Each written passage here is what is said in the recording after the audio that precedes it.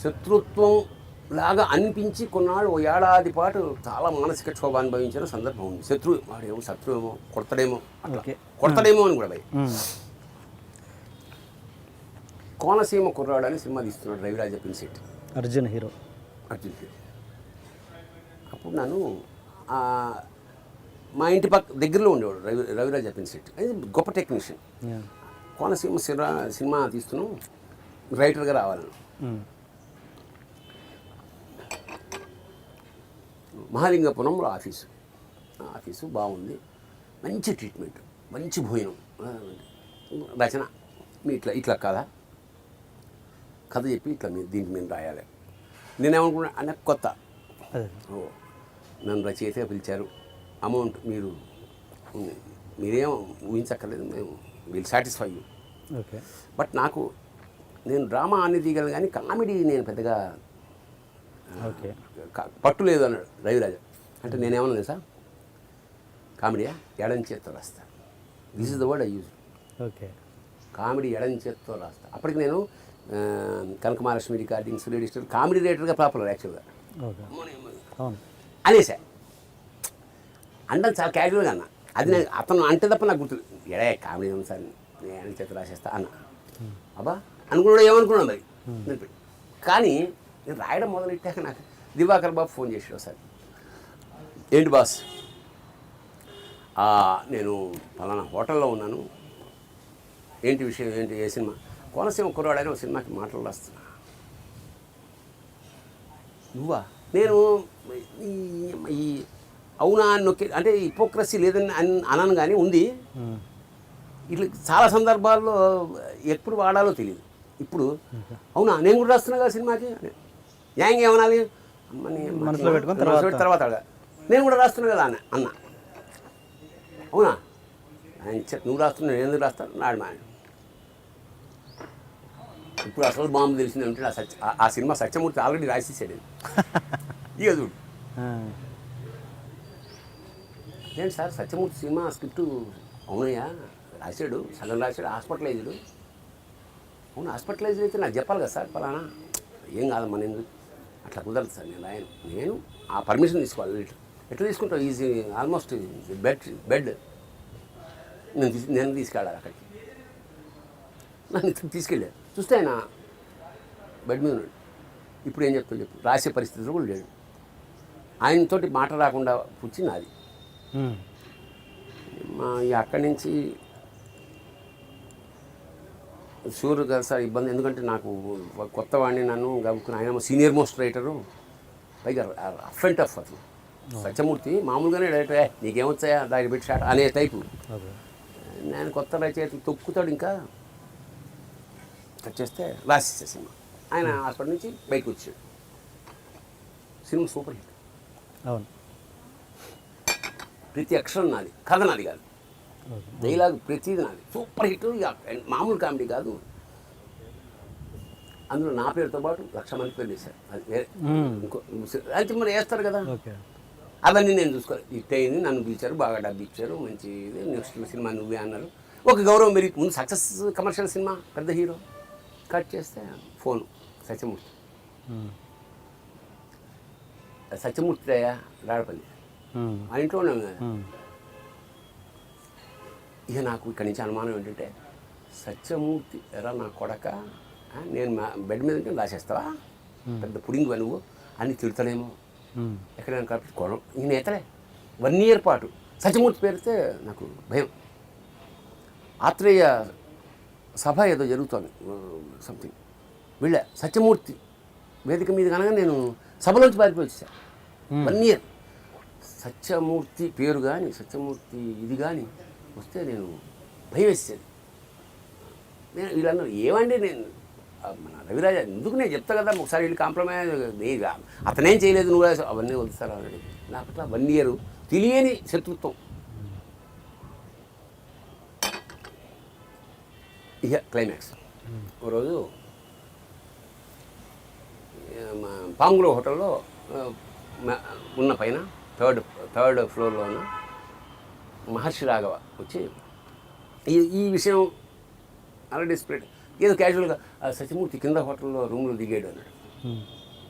వేరే సినిమాకి ఏదో రాస్తున్నాడు, కలవాలని ఏదో అనుకుంటున్నాడు, ఏదో విన్నాను అన్నాడు. కలవాలంటే ఇంకా సీరియసే. ఇప్పుడు 1 year అయిపోయింది. ఠీక్. బాత్రూంలోకి వెళ్ళి అక్కడ బట్టలు ఆరేసే టవల్ వేసుకుంటాం కదా, అల్యూమినియం నాడు తీసుకుని గేట్ అదే తలుపు పక్కన పెట్టుకుని వెయిటింగ్. నేను ఓకే, ఆయన వస్తాడు రూమ్కి, ఏదో అంటాడు, అమ్మని కొడతా, కొడతా. అతను హార్ట్ పేషెంటు, ఏమనైతే ఇంత చేస్తాడు. అలా భ్రమలో బతికా 1 year అయింది. కట్ చేస్తే రోజు పొద్దున మురారి నారి నడుమ మురారి సినిమా రాయాలి, వేషం వేయాలి రా నువ్వు అని. రైటర్ ఎవరు? సత్యమంత. తెలియదు నాకు. కారు ఎక్కుతుంటే అవును ఎవడే రైటర్ సత్యం. ఎట్లా వెళ్ళాలి ఆఫీస్కి? ఇంకా చెమటలు. ఇక తప్పదు, భగవంతుడు ఏదో నేను వెళ్ళేటప్పటికి రా మాట్లాడాడు. సత్యమూర్తి వెతుకుతుంది, అదే మాట్లాడుతాను కానీ వెతుకుతున్నా ఇక్కడ. మంచి వేషం అది చూసి చేయాలా, కొన్ని సీన్లు చేయాలి. రైటరు సత్యమూర్తి, మ్యూజిక్ ఇది, సత్యమూర్తి ఆ రూమ్లో ఉన్నాడు అన్నాడు. ఇంత పరీక్ష పెట్టాం. సరే ఇక ఇలా పడుకుని ఇలా చేతులు పెట్టుకొని కాలు మీద కాలు వేసుకుని ఏదో నిన్ను అంటున్నాడు సత్యమూర్తి. నేను తలుపు ఇలా తీసి ఇలా ఎంటర్ అయ్యా,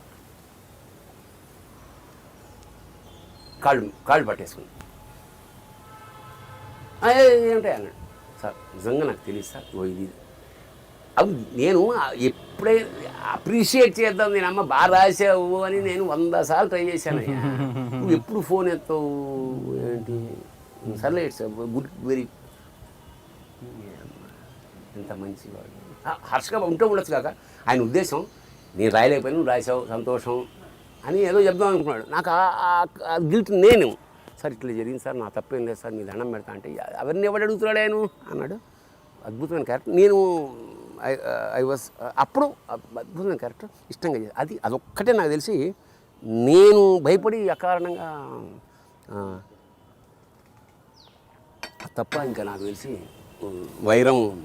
వైరముత్తులు ఎవరు లేరు. మొన్న వెళ్ళారా చనిపోయినప్పుడు ఆయన సత్యమూర్తి గారు? ఇక్కడ నేను లేను. Okay okay. అండ్ మీరు సీక్రెట్గా మెయింటైన్ చేస్తున్న ఒక విషయం ఏంటి? తేజాగారి గారి దగ్గర నువ్వు నేను సినిమాకి ఒకే ₹1 రెమ్యునరేషన్ తీసుకున్నారు. చిత్రం నువ్వు నేను కదా, చిత్రం సారీ చిత్రం ఒకే ₹1 తీసుకున్నారు. దానికి సీక్రెట్ ఒకటి ఉందని మీ ఇద్దరికే తెలుసు ఆ విషయం అని. ఏం లేదు, మనకంత సీక్రెట్ ఏం లేవు. టు బి ఫ్రాంక్, విషయం ఏంటంటే తేజ శివాకి అసిస్టెంట్ కెమెరా. నేను ఎప్పుడో సినిమా రాజశేఖర్తో సినిమా చేస్తున్నప్పుడు బయట కుర్రాడు కూర్చున్నాడు. ఏంటి తేజ అంటే, రాజశేఖర్తో సినిమా చేస్తున్నాను గురుగా, కలుద్దాం అనేవాడు. కట్. కొన్నేళ్ల తర్వాత మనవాడు ఫోన్ చేశాడు, ఉత్తేజ్.